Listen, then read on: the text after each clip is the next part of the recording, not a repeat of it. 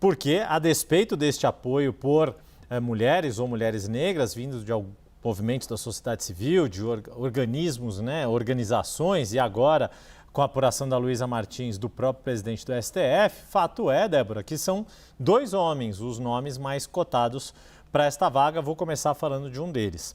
O advogado-geral da União, Jorge Messias, que é considerado o favorito à indicação de Lula para esta vaga no STF, participou hoje de um encontro do presidente Lula com evangélicos.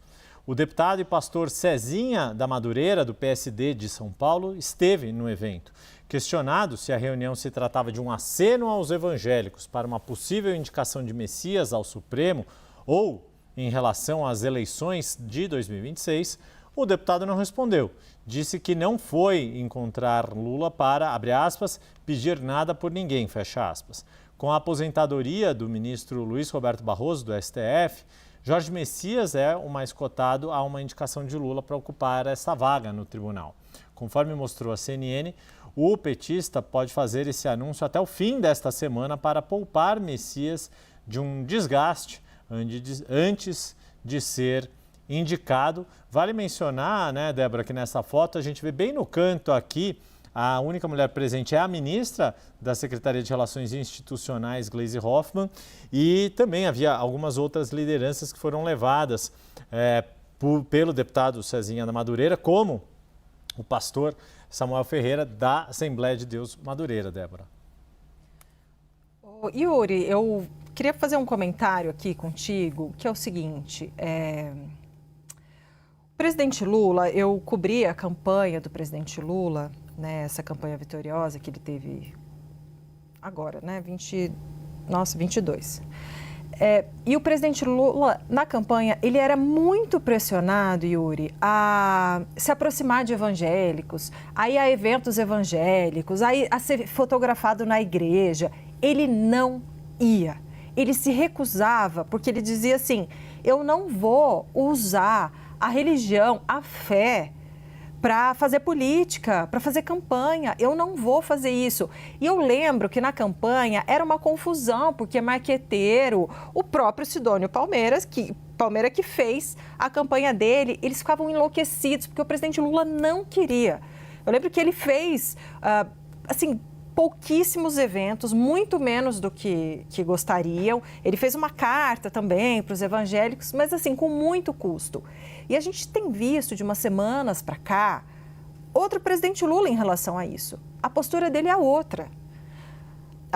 E aqui eu não estou falando se está certo, se está errado, mas foi na igreja lá agradecer pelo avião não ter dado pane no ar.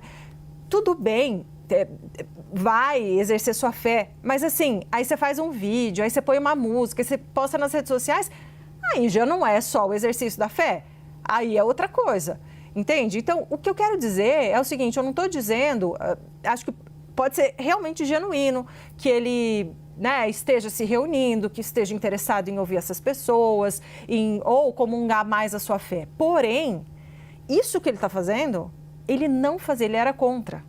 Ele era contra fazer isso.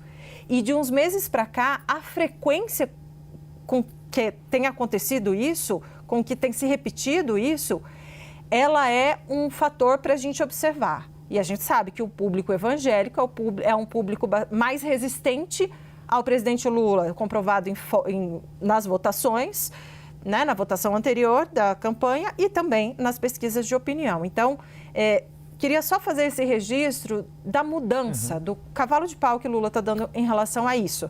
Débora, e a gente... desculpa, não, achei que você tinha concluído. Terminei. Eu ia mudar. Não, essa tua observação é super pertinente e acho que para deixar bem claro, não significa que, a gente está falando aqui de Lula, mas poderia falar de outras figuras políticas, não significa que ficaram mais ou menos religiosas, mas que estão expondo mais este lado que às vezes não era tão disseminado, tão conhecido ou tão divulgado. Melhor palavra é essa, não era tão divulgado.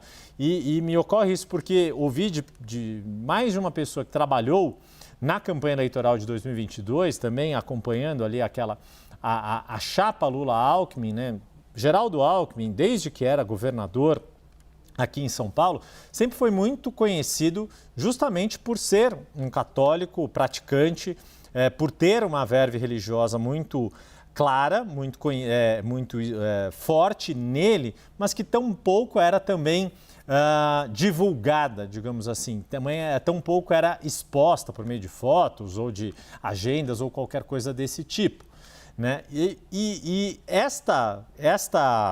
A identidade católica de Lula e Alckmin é um dos pontos de liga, de conexão entre eles dois. E ambos, de certa forma, têm também deixado isso mais evidente, mais claro, mais divulgado. E aí por isso que fiz aquele disclaimer antes. Não significa que se tornaram mais ou menos, não é disso que se trata, mas significa talvez um sinal dos tempos, de que esta religiosidade precise ficar mais exposta do que em tempos passados.